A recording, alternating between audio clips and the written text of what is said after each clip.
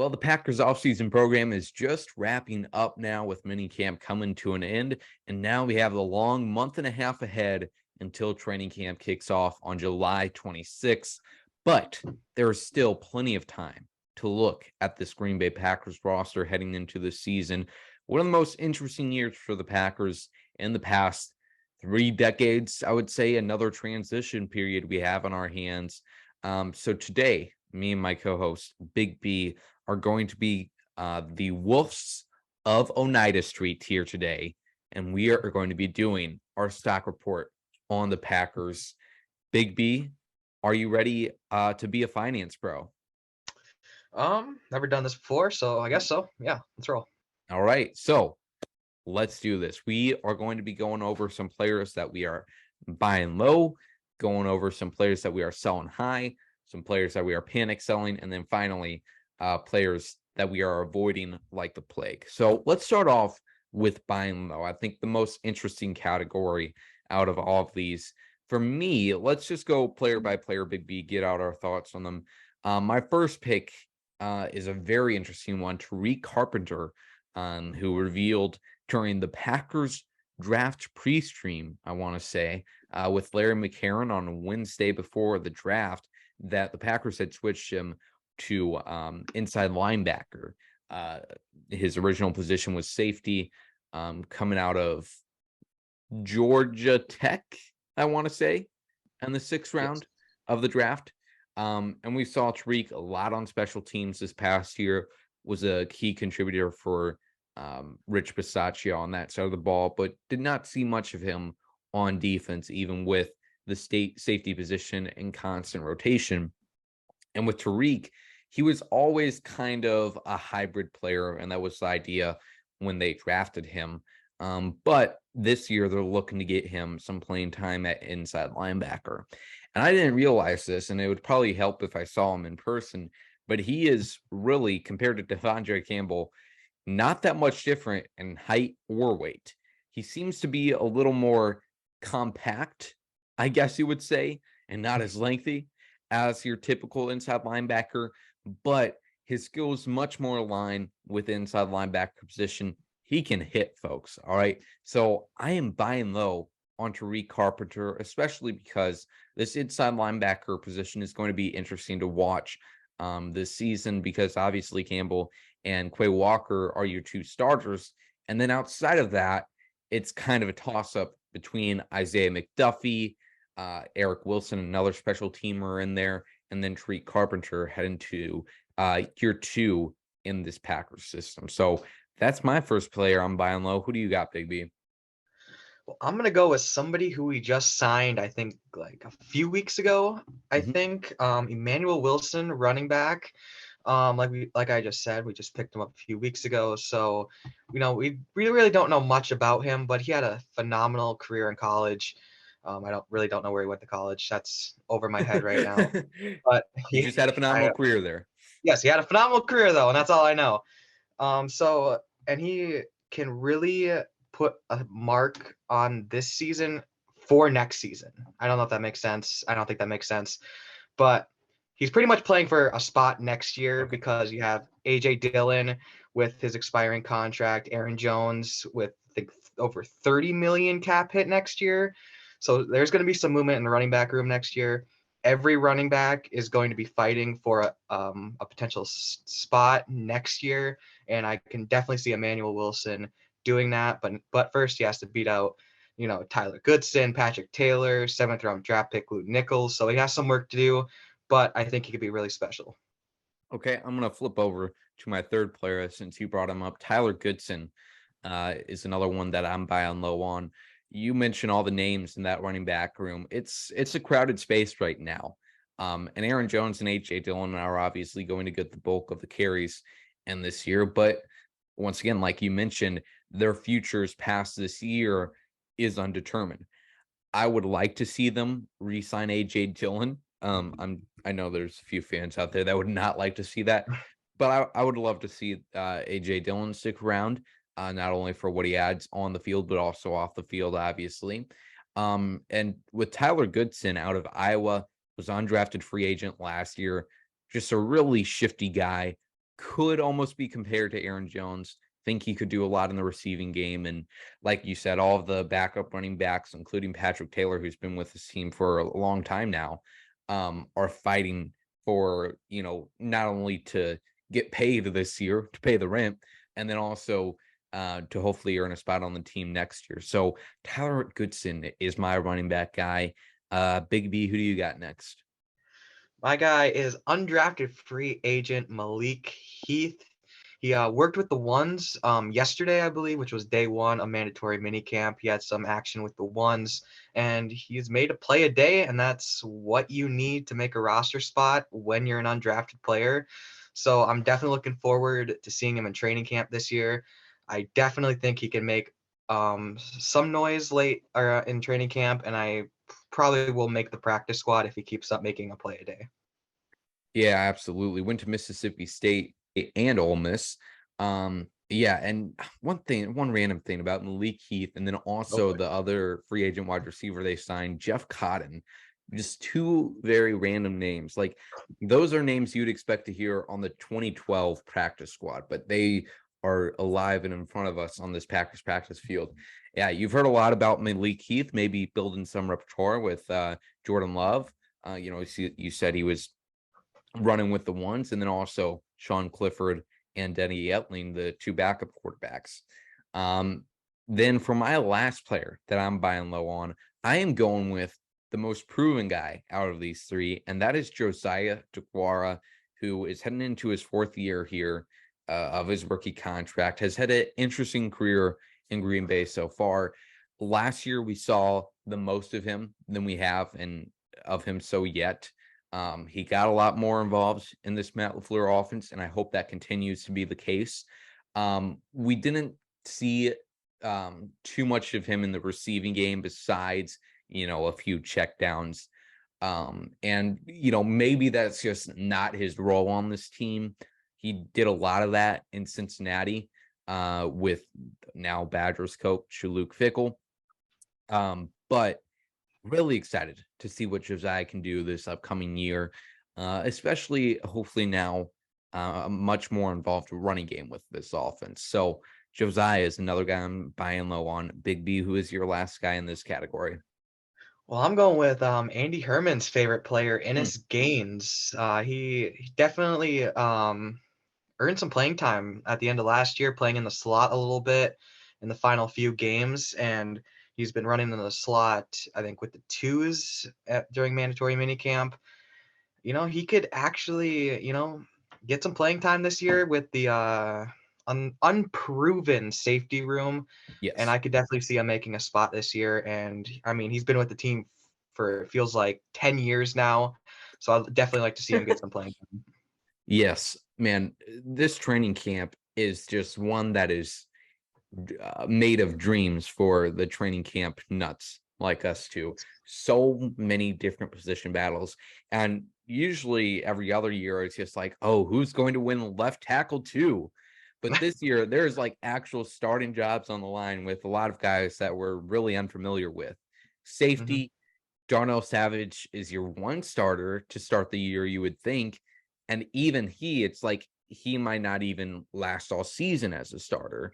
Um, so a lot of positions to watch this year. Is very excited about that. So that is our buying low category. Now moving on to selling high. I think of this as some of the players that the Packers, like to move on a year too early before a year too late. And I think the best example of that player to sell high right now is David Bakhtiari. I'm much more of a fan of him than a lot of other people are. Big friend of the show, David Bakhtiari, of course. But I think we've seen his full potential. He's won all pro accolades with us, and I have no doubt that he's going to have another great season with us. But with how his contract is structured, um, if we're in this hypothetical stock world, I am selling high on David Bakhtiari. We thank him for his ROI, and we'll see what the rest of his career looks like. Big B, who are you selling high here?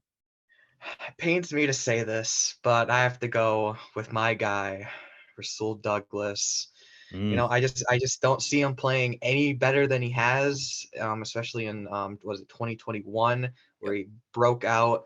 I still think he's a really good player. I think he can bring a lot to this team still, but I just don't see him exceeding where he's already been at with this team. But like I said, I think he can bring a lot to this team still, and him and Jair, cornerback one, cornerback two, they'll hold down the defense for at least this year. Yeah. And, with Rasul and what you mentioned there, I think is a great example of what many fans fail to realize is that, like, not everybody needs to be a superstar. Yes. And with Rasul, we just need him to do his job as cornerback Mhm. number 2 right now. Yeah. And like you said, I think he's still going to be a really good player. When they moved him out of the slot, I don't know why they had him starting there at the beginning of the season. When they moved him out of there, he was, great corner for this team. So, still obviously going to be a good contributor here. Dude, And then, sometimes in the middle of the night, I just randomly wake up and I'm like, "Oh my God, why did we play him in the slot last year?" That's like at least a weekly occurrence. It just drives me insane still. I don't know yeah, why. Just really annoying. that's a very fair thing to keep you up in the middle of the night. Yes. And then I'm going with Russell's free agent class buddy and Devondre Campbell, another player I'm selling high right now. Devondre is, although the Packers was his first chance that he was able to prove himself, he has been in the league for a substantial amount of time at this point. He is 29 years old, and pretty much the same thing as Rasul. I think he's going to be a good contributor for this team, but I don't see him ever reaching the heights that he did in the 2021 season. Big B, who do you got next year? Well, I'm gonna go with punter Pat O'Donnell. Puncher talk, We baby. Oh yeah, we got some punter talk here. They brought in what is his name? Don't Dan ask me. Dan Not the guy to Whelan. ask on Puncher talk. All right, from overseas. Oh, yeah. Okay. I do Overseas remember guy. him now. Yes. Yes. We don't know how that position battle is working out because the beat reporters aren't scrambling to give us updates about the punter battle. Yeah. But I think we can save some cap space by cutting Pat O'Donnell, Hmm. but I'm not sure, but I think that's true. And if they want to kick out all the old players, Pat O'Donnell is definitely in that category, and it won't put us in cap hell. Yeah, that's an interesting point about Whelan. I'm just looking into it right now. He was signed with the Saints last year as undrafted free agent, did not make the team. So last year he was with the XFL in DC, earned all XFL honors for whatever that's worth. So Pat O'Donnell might have some serious competition, I guess. But yeah, I think that's a good choice there, even though it is a special teamer. Um, you know, Pat O'Donnell did what we asked him to do last year, did his job, did Yep. not disappear in the cold like J.K. Scott and some other punchers of the past have done. And yeah, we'll see what he does in this upcoming year. And then my final player that I'm selling high on is one of my favorite players here. And now that I'm thinking about it, depending on the season goes, this might be a bad choice here, but I'm saying Keyshawn Nixon. I don't think he's ever going to reach the hype that he had in the last like 5 weeks of that season where he constantly was having like 70-yard kick returns. It was truly unbelievable because every week I just thought, it's just a crazy streak. And then he just kept on doing it and all like built up to the kickoff return for a touchdown against Minnesota. And that was pretty much the end of that game in Mhm. December. It's weird to say, but like I feel like he was one of the most important, probably top 3 contributors to the Packers having hopes of the playoffs by week 18. I gotta say, Yeah. just a weird thing to say about a Packers returner, but Keyshawn, hope he is able to continue that success at kick and punt returner in this upcoming year. And then he also might get more involvement at cornerback, which he proved himself to be a capable starter there as well. So I could definitely see this Keyshawn case going either way. Might be a good idea to sell high just because of all the hype he had. at the end of last year, but also good idea to hold on to now because he might become a even better cornerback. Big B, who's your final player you're selling high on? Well, I'm gonna go with Yash Nyman. Mm, Kind of like with Rasul, I don't think he's gonna get any better than he already has. And like just like I said with Rasul, he's a great player. I think he can still contribute to this team if there's an injury on the offensive line. But currently, he's a backup tackle, and personally, if we get an offer for some team, that's like probably like let's say like a second round pick or a third round pick, I would definitely flip him because he was an undrafted free agent and that would be amazing return of investment. But it all depends on David Bakhtiari, his health, what our plans are in the future with him. So there's a lot of variables to this. yeah, certainly. And you mentioned Yash being an undrafted free agent, and I gotta say, he's one of Brian Gutekunst's first signings of 2019. And my God, like no matter what comes of it, to like get this reliable backup that you can trust to throw onto the offensive line and most likely will be starting depending on how things shake out. Like that is just a great return, like you mentioned. I know there was talks of possibly trading him to Dallas um earlier on in this offseason. And that like if we got a second, third round pick out of him, that would have been a crazy good outcome for the Packers. All right, so that's buying low, that's selling high. Now we're on to our final two categories. We don't have as many players to share here, but we got avoiding and panic selling. So we are going back into the 2020 start of COVID mindset because we are selling everything here on these players. For me, I'm going with Jonathan Garvin. All right. Pick out of Miami, and I want to say the 2020 draft. For Garvin, he just, he's had some opportunities, especially in his rookie year. He was asked to do a lot, and I was actually a massive member of the Jonathan Garvin fan club, but I am turning in my membership here today. He's had some opportunities, but the outside linebacker room, I just don't see a space for him really. And it's going to be difficult for him to make the roster here. You have Preston Smith, you have Rashawn Gary, who is obviously dealing with that injury. But even without Rashawn for the first half of the season, I don't really see a spot for Jonathan because you have Lucas Van Ness, who is going to be an instant starter, most likely. And you have JJ Anagbar, who looks to be a really interesting piece, athletic freak. And then also Justin Hollins, a veteran who they got from the Rams halfway through last season. And I loved what Hollins showed, kind of a Whitney Marsalis type in my mind. And poor Whitney. Every time I think of him, I get so hurt. I have not thought of Whitney Marsalis' stint with the Packers in so long now, but I'm so sad about that. Okay. I'm getting tears in my eyes, so I'm not going to continue, and I'm going to hand the mic over to you, Big B, okay? Man, I miss him. We should have gotten a ring with him. That's depressing. Yeah, exactly. But anyways, moving on to me. I got Royce Newman. My God, he is garbage. I don't want him anywhere near the starting offensive line. I should say I hope he gets cut. But if he gets cut, I definitely will not be sad.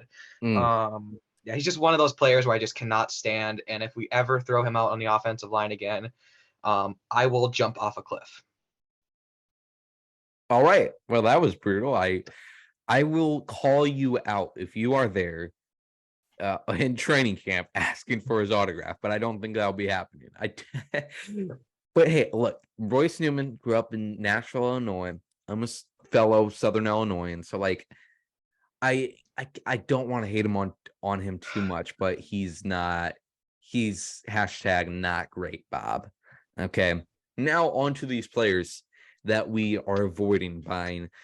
I'm going with one that once again I think has gotten more hate than needed, with Sean Ryan, who was drafted in the second round of 2021 draft.